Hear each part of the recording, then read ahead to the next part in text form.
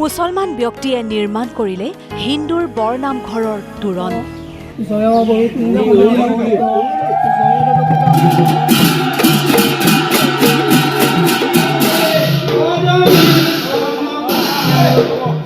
দবা, শংখ, আৰতিৰ উৰুলি, মংগল ধ্বনিৰ মাজেৰে আনুষ্ঠানিকভাৱে নামঘৰৰ মূল গোঁসায়ে ফিটা কাটি মুকলি কৰিলে তোৰণৰ।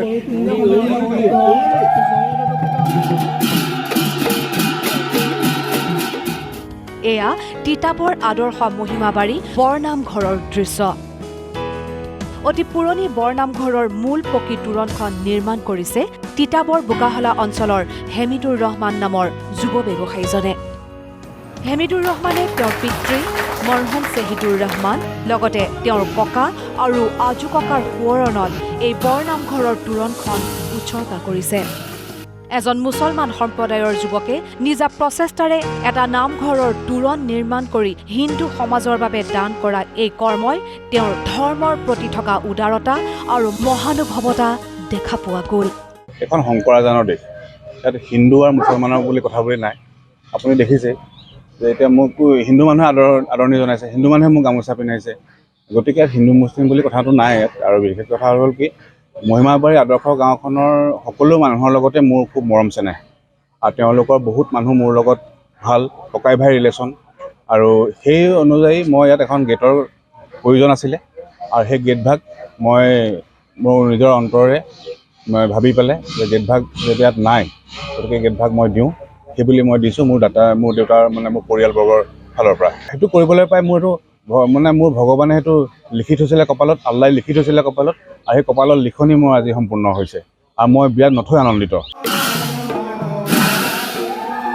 হেমিদুৰ ৰহমানক এইদৰেই আদৰ্শ মহিমাবাৰী বৰনামঘৰৰ সমূহ ধৰ্মপৰায়ণ ৰাইজে খোল তাল বজাই আদৰণি জনোৱাৰ লগতে নামঘৰৰ ভিতৰত চেলেং, গামোচা আৰু পৰিয়ালটোক আশীৰ্বাদ দিয়া দৃশ্যই সকলোৰে মন চুই গ'ল।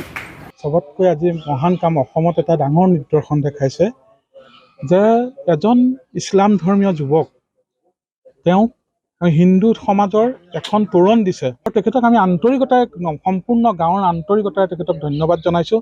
আমাৰ যি বৈষ্ণৱ ধৰ্মীয় নাম ধৰ্মীয় যি নীতি নিয়ম, সেই নীতি নিয়মে তেখেতক আদৰি আনি আমি নামঘৰত তেখেতক বহুৱাই আমাৰ যিখিনি কৰিবলগীয়া আছে, আমি কোনো হিন্দু বা মুছলিম বুলি কোনো বিভেদ নাৰাখি মানুহ হিচাপে যে সমাজত মানুহ হিচাপে যে আমি গঢ়ি তুলিব লাগে, তাৰ আমি কিন্তু নিদৰ্শন দেখিবলৈ চেষ্টা কৰিছোঁ। অসমখনত হিন্দু মুছলমান বুলি কোনো কথা নাহে, আমি সকলোৱে একত্ৰিত হৈ এখন সমাজ পাতি, অসমীয়া সমাজ পাতি জীয়াই থকাৰ আমি চেষ্টা কৰিব পাৰোঁ।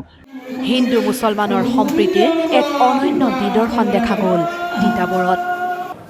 সকলোতকৈ ঊৰ্ধত মানৱ ধৰ্ম, এয়া পুনৰ এবাৰ প্ৰমাণ কৰি দেখুৱালে তিতাবৰৰ যুৱ ব্যৱসায়ী হেমিদুৰ ৰহমান আৰু আদৰ্শ মহিমাবাৰী বৰনামঘৰৰ প্ৰতিগৰাকী ধৰ্মপৰায়ণ ৰাইজে।